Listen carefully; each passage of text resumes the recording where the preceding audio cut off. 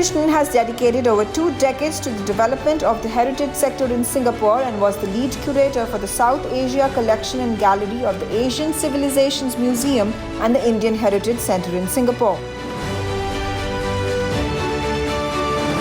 She is an art historian and a Bharatanatyam dancer and has a PhD in India temple architecture and sculpture as well. Hello and welcome to a brand new show on NewsX. It's called VaKu Vasudhaiva Kutumbakam. The world is one big family. That's what it means essentially. Joining me on the broadcast is a very special guest at this point of time. She's part of the Indian Diaspora. She's located in Singapore. Gauri Krishnan. She is the director of the DMBG Museum Consultants. She has dedicated over 2 decades of her life to the development of the heritage sector in Singapore, and in fact was leading curator for the South Asia Collection and Gallery of the Asia Civilizations Museum Center in Singapore. Welcome on the show, Gauri. It's also important to highlight the fact that you are a Bharatanatyam exponent and an art curator. You have gone ahead and curated a lot of historical shows when it comes to Egypt, India, of course, the Indian continent, the Indian subcontinent, talk about Southeast Asia, Ramayana.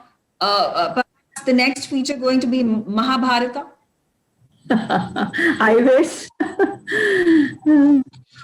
Well, currently I'm more focused on doing research on the diaspora, because that was something that is an outcome of my interest in documenting the Indian diaspora in Singapore and Southeast Asia and connecting the ancient relations that the Indian subcontinent had with Southeast Asia.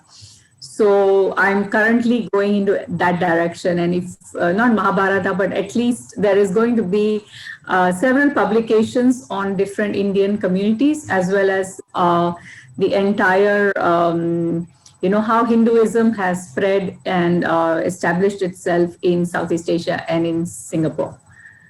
So these are my projects. I think that's brilliant, and taking India to the world, which is extremely curious about the cultural heritage, especially.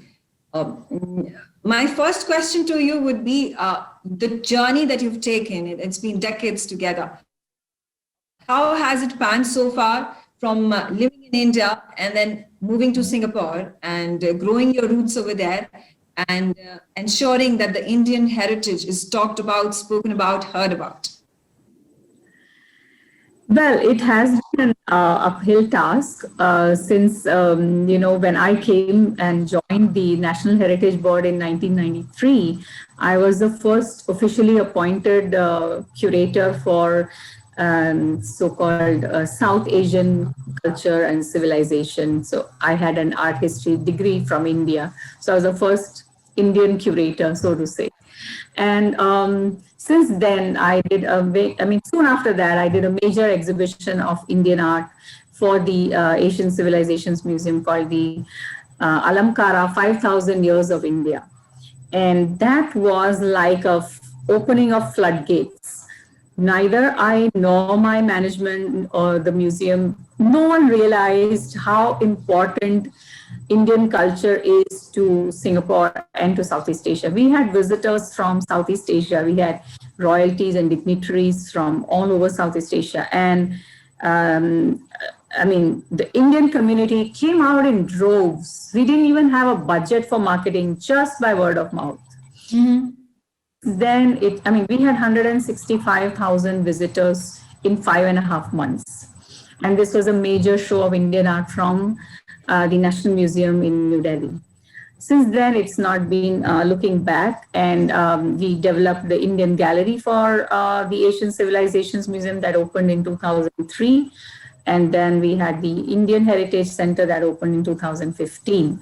And I have been fortunate in associating with all these institutions. So yeah, I think the journey has been phenomenal, and it has, I would say the whole awareness about Indian culture has been growing, and it has been very well received. Okay. And before I let you go, Gauri, How are Indians perceived in Singapore? Very open society, like you said, deep historic links, India and Singapore and Southeast Asia. When you talk about the particular region, has there been a transformative change 10 years ago and now in terms of the Indians being perceived in Singapore, be it trade, culture, history, sciences, all along? Just like an encapsulated view of you as an Indian living in Singapore for quite some time now, and the perceived change that you witness. Yeah, I have lived in Singapore now for close to 3 decades, and I have definitely seen Indians doing very well in Singapore. In education, we have several opportunities for Indians to do well in education. We also have Indians who have migrated here and are working in the IT sector, especially since the 90s when I came. You can definitely see the IT boom, the finance boom, and then of course in the science research we have many Indians doing very well. Whereas earlier in the 50s and 60s and 70s, we already had many traders, many people coming here as professionals, lawyers, doctors, administrators, educationists, and not only from India, but from other parts of South Asia as well, like Sri Lanka, for example.